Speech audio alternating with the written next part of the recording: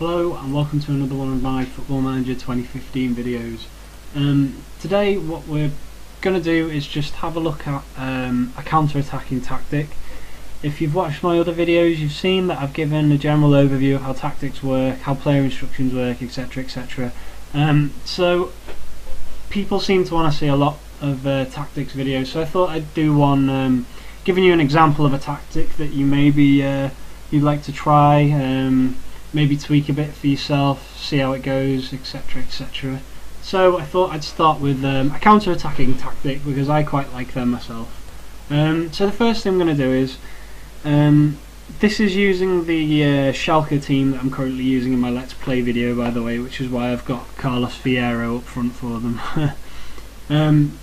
Yeah, the first thing I'm going to do is I'm going to bring a couple of players back here. I'm going to change it. I want a defensive midfielder and a deep line playmaker in defend, because you want to have players back and encourage the opposition onto you, which is the reason why I brought these two players back, so they're not playing as high up the pitch.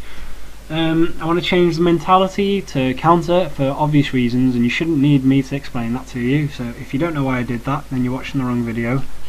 I'm going to have structured because I want my players to largely stick to their roles and positions. I don't want the defenders getting involved in the attack and that kind of business. Okay, so team instructions. I'm just going to clear these because they're from my old tactic. First thing I'm going to do is more direct passing, because when you're in possession with when you're looking to counter, you want to get the ball forward as quickly as possible. You don't want to fart about like Barcelona. You just want to get the ball forward and you want to get it forward quickly. I'm going to have run at defence, because I want them, when they have the ball, to be running at the opposition defence. I want to, again, it's all the instructions I'm giving them are largely aimed at getting the ball forward as quickly as possible. So I'm going to put higher tempo. I'm not going to do much higher tempo because I don't want the players to get tired, but I am going to do higher tempo because, well, higher tempo, faster game, etc, etc. I don't think we need to do drop deeper because we're a counter-attacking mentality, so we should be dropping deeper anyway, so I wouldn't worry about that too much. Passing to space, yeah, that's a good one, to clear the ball up quickly and have the players run onto it. If you've got good pace, that is. I've got some decent pace in the attack, so I think that's a good one for me. Is there anything else we want to do here? I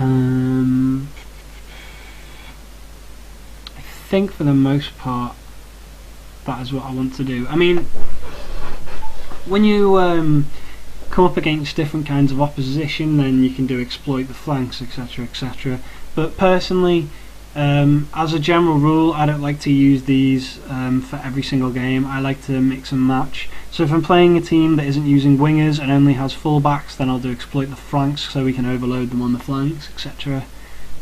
But as a general tactic, I'm not going to have that selected. Shape, probably play wider so we can make the use of the pace we've got on the wings.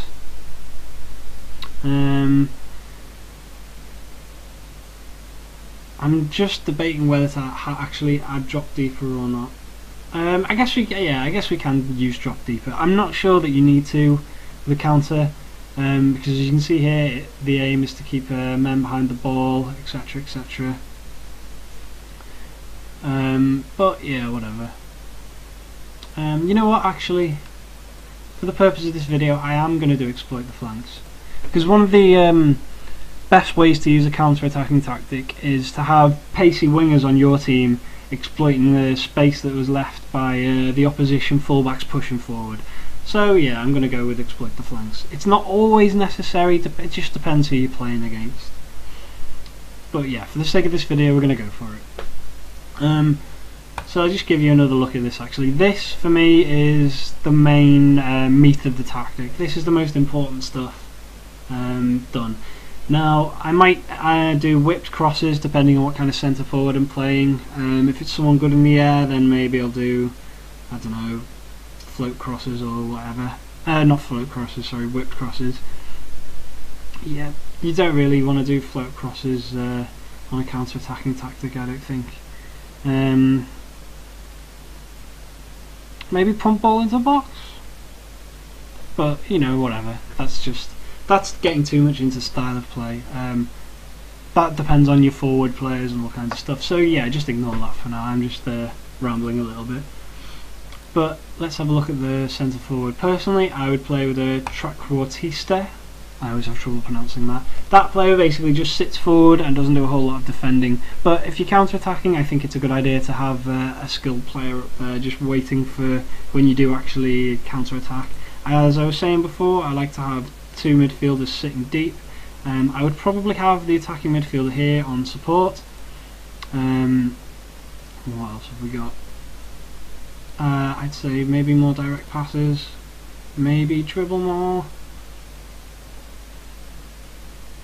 Yeah, maybe whatever. That doesn't matter too much. One thing I will actually do is get rid of the close down more on the attacking players. This is like this from my other tactic, but it's not really necessary when you're doing a counter-attacking kind of game. I'm going to have the wingers maybe more direct passes.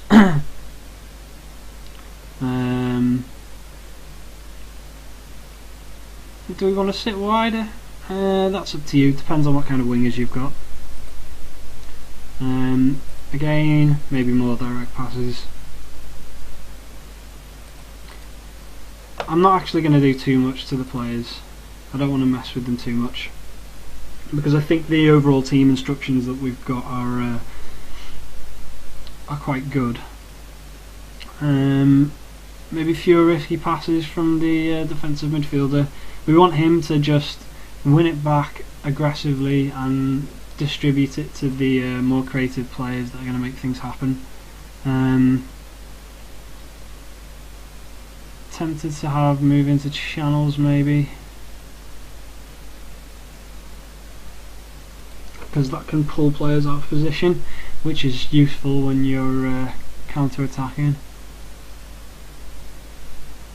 I'm tempted to do dribble more, but I'm not sure. Maybe not now, we'll leave that for now. Other than that, I don't think there's really a whole lot. We can do the keeper actually. We want distribute quickly. So if it comes to the keeper, you want the keeper to get it back out again quickly.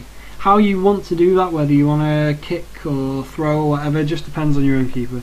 I would quite like to throw in this circumstance, but my keeper's throwing is crap, so I'm not going to. I'm going to go off on a bit of a tangent here, but if you start a game as Schalke, good God, replace the keeper. I really don't like this keeper. I think he's quite poor all over the place. Like, first touch 10, communication 9, throwing 11, technique 10, decisions only 12, determination 10. I mean, he's just not a very good keeper. I think that is most of it done, although more direct passes I'd probably have with him. But those are all little tweaks. They're not, as I've said in my other videos, player instructions are not always that important. They are important, but they're not the be all and end all. Especially if you do a more fluid mentality, then they're going to ignore a lot of your instructions anyway. The more structured you are here, the more the individual player instructions make a difference, which is why I'm doing them, because I'm structured, so they do need maybe a bit of tweaking, but I always find that it's the main team tactic and the formation and these instructions that have the most bearing on the outcome of a match. Sometimes it's best not to get too bogged down with player instructions and opposition instructions. Sometimes it's best to just find a tactic that works, get it trained up so that you're up here, you're all the way along, and after you've played a few games of that tactic you can start tweaking it to get players to do what you want. But anyway, that is my counter-attacking tactic. Of course, you don't have to stick to this formation while you're doing a counter-attacking tactic. You can do all kinds of things, like maybe you want to do something more like that, or I don't know, maybe something without any width. I wouldn't recommend a counter-attacking tactic without wingers, because wingers are really useful in pouring forward quickly, I think, and they find the most space to exploit. But you know, you can do it this way if you want. I mean, you can really do any formation, but I just find that that having a couple of defensive-minded midfielders is really a good idea when you're playing counter-attacking. And I mean, one thing you have to get used to when you play this kind of tactic as well is, you know, when you're in a game and there's the possession bar at the bottom of the screen, you have to get used to not having as much possession as the other team, even sometimes when you're at home, because you are looking to counter-attack, you're not looking to hold possession. It's just part of this tactic, and it's something you have to get used to. What else is there to think about? You can't expect to never concede either with this tactic. I mean, even on this game, if you have the most defensive formation and tactic possible, there are teams that are still going to score against you. That's just how the game works. Don't expect to just create a counter-attacking tactic and all of a sudden you're not conceding and you're scoring every time they try and attack you. That is not going to happen. That's not how this game works. But anyway, I hope that I've given you a good insight into how to create a counter-attacking tactic. I'll probably do another couple of tactics, maybe control, which is one that I pretty much always use. I love the control tactic.